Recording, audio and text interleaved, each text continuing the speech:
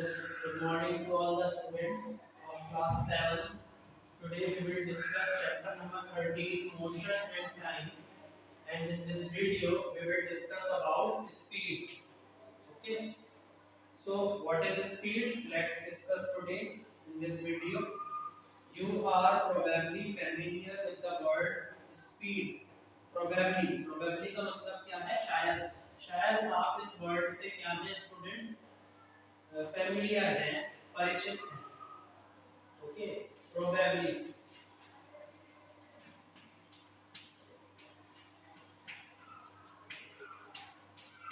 तो शायद आप इस वर्ड से, ये जो वर्ड है आपका स्पीड, इससे आप क्या है परिचित है. In the examples given above, कुछ ऊपर कुछ एग्जांपल्स दिए गए हैं. A higher speed seems to indicate that a given distance has been covered in a shorter time or a larger distance covered in a given time. कुछ examples ऊपर की तरफ दिए गए हैं स्टूडेंट्स. उसमें ये बताया गया है कि अगर स्पीड आपकी ज़्यादा है, अगर आपकी स्पीड ज़्यादा है तो ये क्या इंडिकेट करेगी, ये किस चीज़ का संकेत देगी. इंडिकेट यानी कि संकेत करना. इंडिकेट का मतलब क्या है, संकेत. ये किस चीज का संकेत देगी, ये देगी आपको, ये बताएगी कि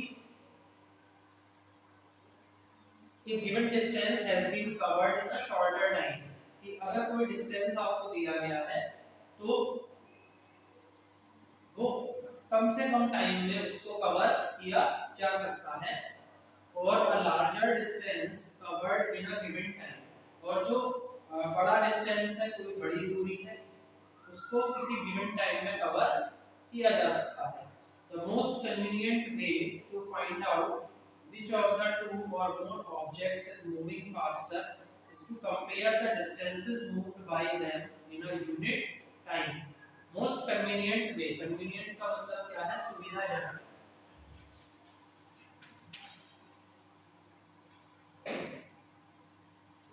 Convenient, CONVENIENT.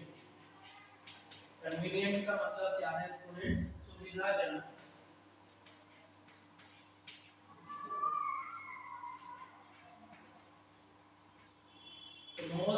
काफी ज्यादा सुविधाजनक तरीका है ये फाइंड आउट करने का कि which of the two or more objects is moving faster. कि कौन से दो या दो से ज्यादा ऑब्जेक्ट्स तेज चल रहे हैं. तो हम क्या करेंगे, इसको कंपेयर द डिस्टेंसेस. हम उन डिस्टेंसेस की क्या कर लेंगे स्टूडेंट्स, तुलना करके देखेंगे. Moved by them in a unit time, जो कि एक किसी यूनिट टाइम में मूव कर रहे हैं. Thus, if we know the distance covered by two buses in 1 hour, अगर हम ये जान लें कि जैसे दो बस है, उन्होंने कितना डिस्टेंस कवर करा है 1 घंटे में, then we can tell which one is slower. तो हम ये बता सकते हैं कि कौन सी बस धीमी चल रही है. ओके, सो अब यहाँ पर एक क्वेश्चन अराइज होता है. क्वेश्चन क्या है कि व्हाट इज स्पीड. स्पीड क्या है, what is speed.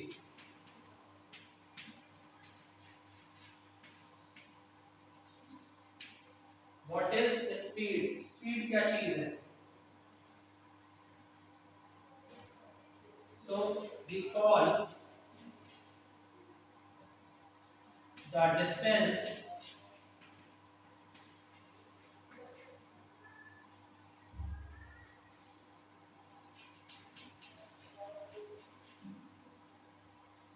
covered by an object. कि कोई ऑब्जेक्ट है, कोई वस्तु है, उसने क्या करा, कोई डिस्टेंस कवर किया इन अ यूनिट टाइम, किसी भी एक यूनिट टाइम में. तो वो क्या बन गया,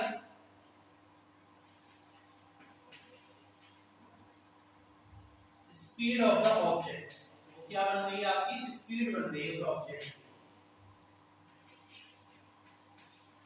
अभी आगे हम इसका एक फॉर्मूला है, उसको भी डिस्कस कर लेंगे.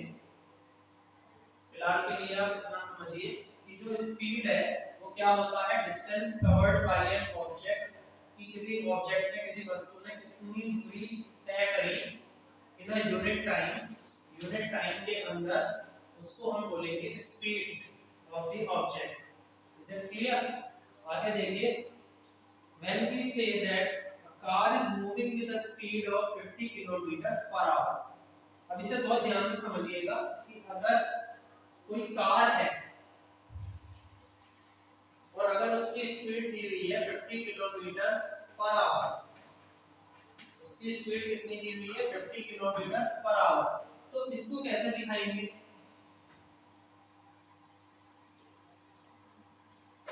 इसका मतलब क्या है कि उस कार में जो 50 किलोमीटर डिस्टेंस है, 50 किलोमीटर डिस्टेंस है, उसको उसने क्या करा, कवर किया इन 1 आवर। मतलब क्या हुआ कि उस कार ने 1 घंटे में 50 किलोमीटर का डिस्टेंस कवर किया। ओके, तो ये हो गई उस कार की स्पीड। इस तरीके से आप स्पीड को दिखाएंगे। However, a car seldom का मतलब क्या होता है, कभी कभी, seldom कभी कभी, तो कभी कभी वो जो कार है स्टूडेंट्स, वो क्या कर रही होती है, किसी कांस्टेंट स्पीड से मूव करती है इन 1 आवर। 1 घंटे में उसकी जो स्पीड होगी वो कैसे होगी, कांस्टेंट होगी। In fact it starts moving slowly, वो थोड़ा सा धीमी तरीके से चलना शुरू करती है, एंड देन पिकअप्स स्पीड, और फिर उसके बाद में वो क्या करती है, स्पीड पिकअप करती है। So when we say that car has a speed of 50 kilometre per hour, जब हम ये कहेंगे कि कोई कार है और उसकी स्पीड कितनी है, 50 किलोमीटर पर आवर, ये क्या है, उसकी स्पीड है, तो आप क्या समझेंगे इस बात से? We usually consider only the total distance covered by it in 1 hour। तो हम ये समझेंगे कि उस कार का जो टोटल डिस्टेंस था कितना था, 50 किलोमीटर था। 50 किलोमीटर डिस्टेंस उसने कवर करा और वो भी 1 आवर में। हम इस चीज को समझेंगे, ठीक है? आगे देखिए, we do not bother, हमें कोई परेशानी नहीं होनी चाहिए। बॉदर का मतलब क्या है, परेशानी।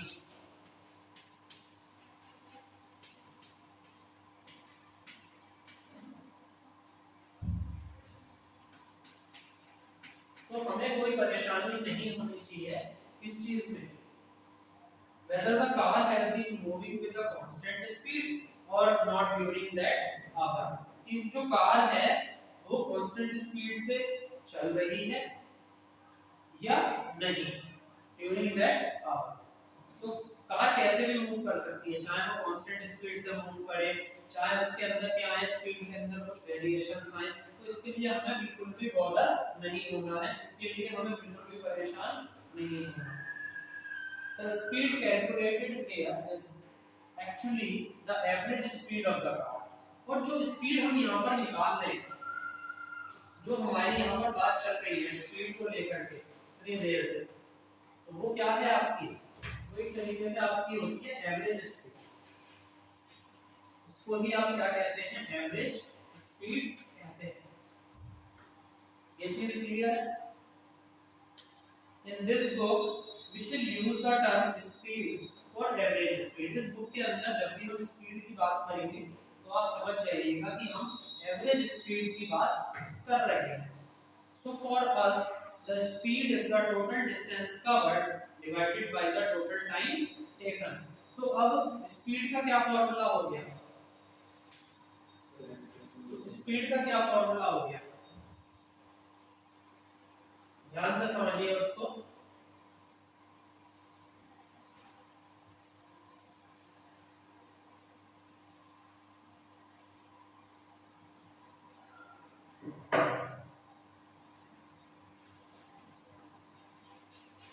स्पीड का आपका फॉर्मूला हो गया total distance covered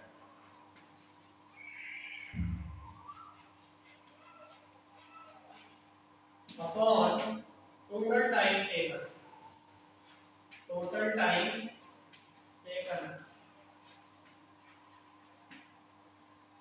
ये चीज क्लियर है? आगे देखिए,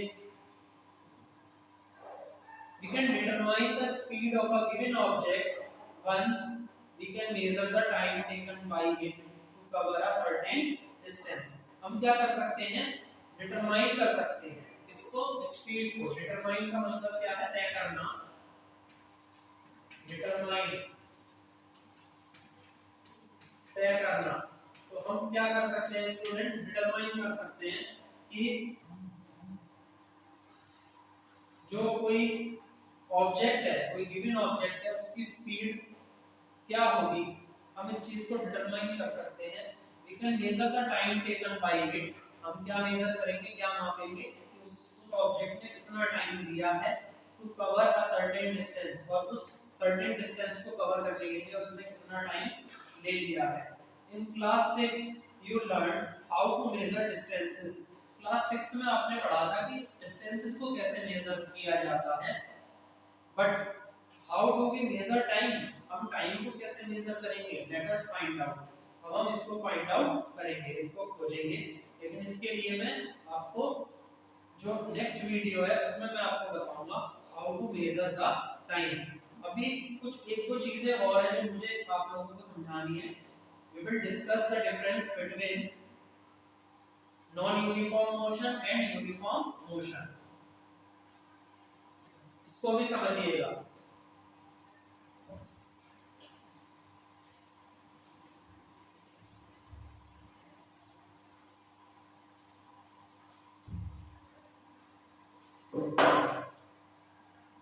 अब हेडिंग क्या रहेगी, डिफरेंस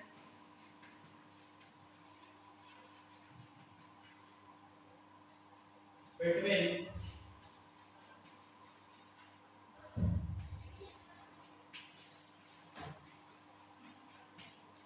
यूनिफॉर्म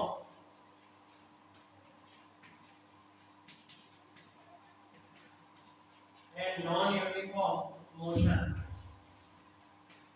एक तो होता है यूनिफॉर्म मोशन यानी कि एक समान गति, और एक होता है नॉन यूनिफॉर्म मोशन, जिसे आप क्या कहते हैं, क्या कहते हैं बताइए, इसको आप कहते हैं गैर वर्दी गति। ठीक है, दो तरीके के होते हैं, यूनिफॉर्म मोशन यानी कि एक समान गति, एक समान गति, और एक होता है नॉन यूनिफॉर्म मोशन यानी कि गैर वर्दी गति। इनके बीच में क्या डिफरेंस है, अब हम उसको डिस्कस करेंगे।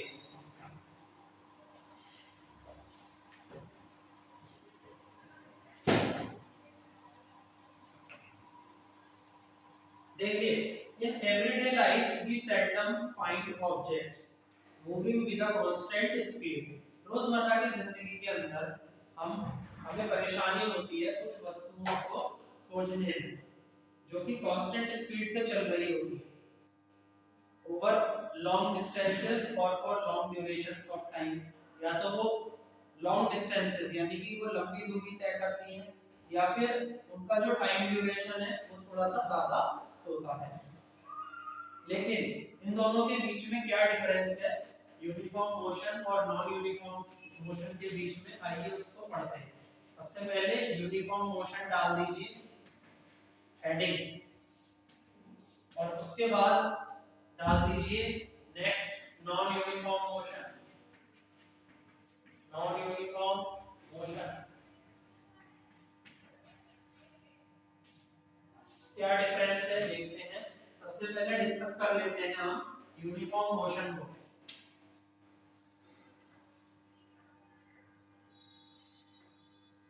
An object moving along a straight line with a constant speed is said to be in uniform motion। ध्यान से समझिएगा, कोई भी ऑब्जेक्ट है, the object is moving, the object which is moving in a straight line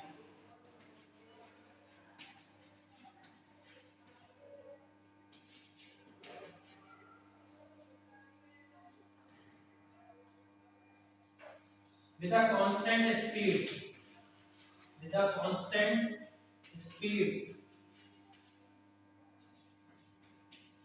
then we can say that that object has uniform motion.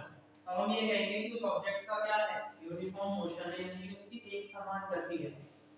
लेकिन अगर कोई object है और वो स्ट्रेट लाइन में ही मूव कर रहा है, अब उसके पास में कांस्टेंट स्पीड नहीं है, अब उसकी जो स्पीड है वो कांस्टेंट नहीं है, तो वो कौन सा मोशन होगा, नॉन यूनिफॉर्म मोशन। तो नॉन यूनिफॉर्म मोशन की भी आप लिख लीजिए एक बार definition, if the speed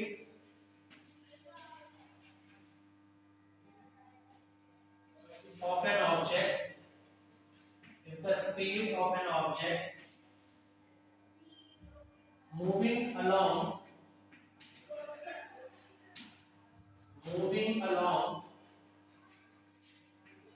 a straight line, moving along a straight line keeps changing, okay, ये इसमें क्या आएगा, बदलाव आता रहेगा स्पीड के अंदर, तो उसकी जो ऑब्जेक्ट की स्पीड है वो कांस्टेंट नहीं रहेगी, उसमें बदलाव आएगा। Its motion is said to be non-uniform. Its motion is said to be non uniform, तो उस ऑब्जेक्ट का मोशन कैसा होगा, नॉन यूनिफॉर्म होगा। सो स्टूडेंट्स, आई होप आपको आज ये जो स्पीड वाला जो लेक्चर है ये समझ में आ गया होगा। Please like, share and subscribe my video. Thank you.